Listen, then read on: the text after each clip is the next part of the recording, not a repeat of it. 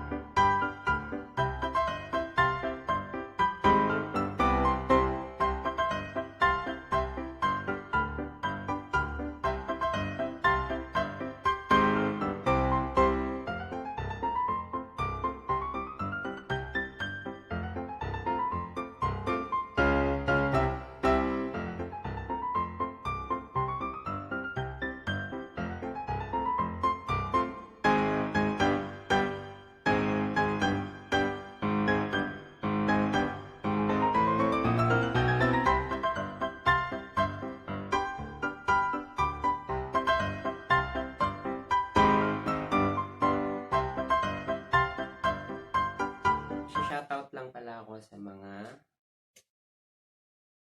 gustong magpa-shoutout or yung mga kaibigan ko. Like,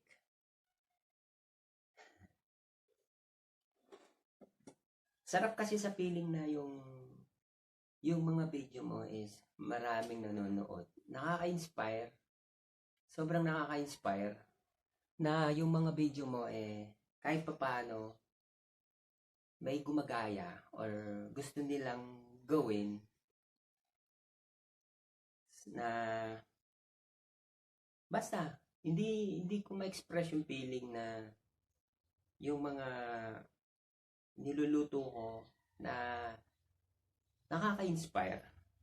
Yun. Kagaya dito sa yan, kagaya dito. Yan.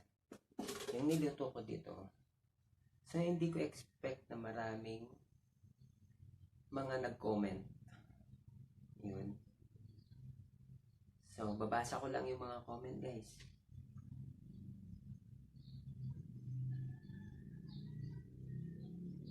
Wait lang, guys, ha. Medyo tinitingnan ko yung mga Yan, kagaya dito. Nagsabi, yung sa may how to cook sinigang na baboy sa may bayabas. So, masarap kasi yung feeling na maraming nagko-comment na kagaya nito, sabi niya, it looks yummy daw, sabi niya. It looks yummy. So, hindi ka expect na may nasasarapan sila sa niluluto mo kahit hindi nila natitikman. Yung content mo is maganda. Hindi naman siya ganun kaganda yung quality. Pero yung paglagay mo ng description, yun ang nakakaganda At least may guide sila kung paano nila iluto. Yan. Bali, basahin ko lang yung mga comments ko dito sa may yan, kagaya dito.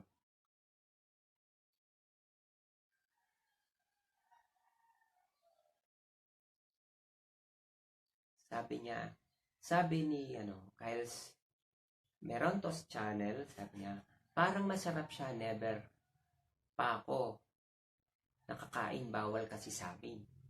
So, pwede naman siya, guys. Hindi naman siya, pwede siyang gamitin ng isda, like yung bangus. Pwede siyang isigang sa bayabas. Mas the best kasi kung bayabas. Mas the best yung baboy. Hindi. Never, sorry. Mas maganda kasi yung bangus. So, yung available lang kasi sa rep is baboy. Yun. Masarap.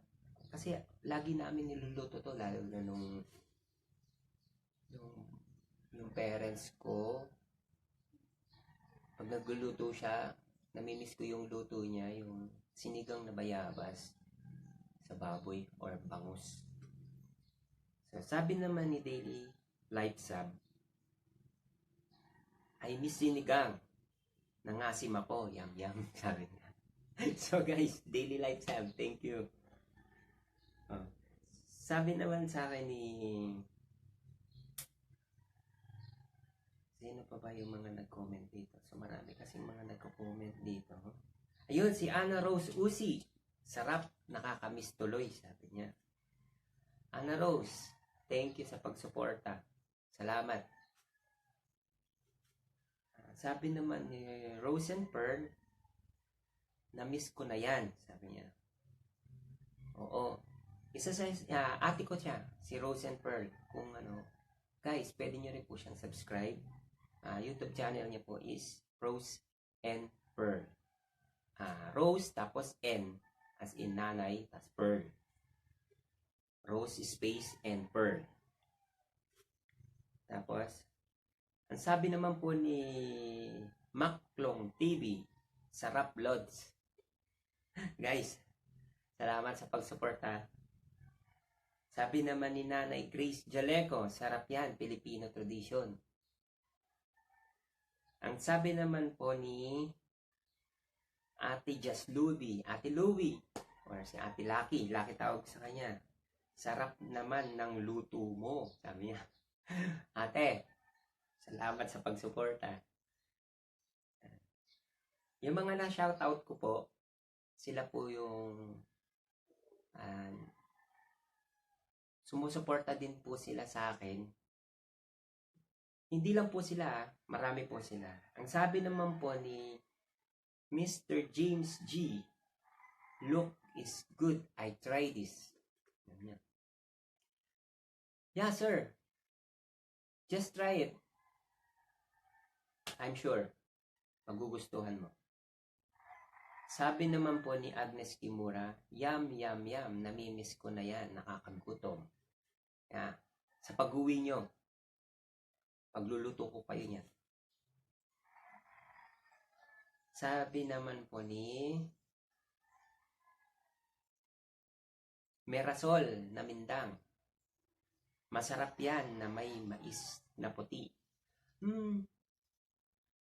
Di ko pa na-try yun, pero siguro, masarap din siguro. Pero ang the best tradition kasi ng Kapampangan is, hindi namin nilalagay ng kahit ano, basta yung bayabas lang ang pinaka nakakapagpasarap. So, pwede kasi lagyan ng maraming gulay. Okra, pwede. Pwede rin siya lagyan ng sitaw. Yeah, sitaw, pwede. Tapos, pwede rin kangkong or yung talbos ng kamote. Pwede rin. Tapos, gabi. Yun ang nagpapalapot ng sabaw yung gabi. Yan guys. Kay Sir Lods, Joseph B. Vlogs, salamat sa inyo. Salamat.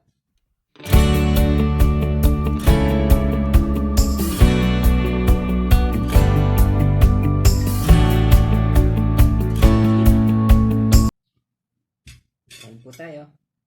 Tikman po natin guys.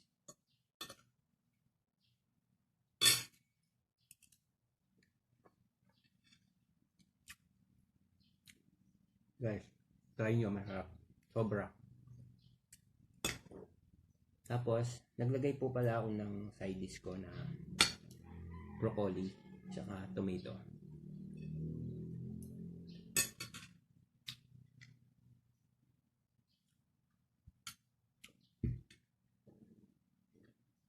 Try nyo po guys, masarap. Sobra. Hindi po kayo mapapahiya.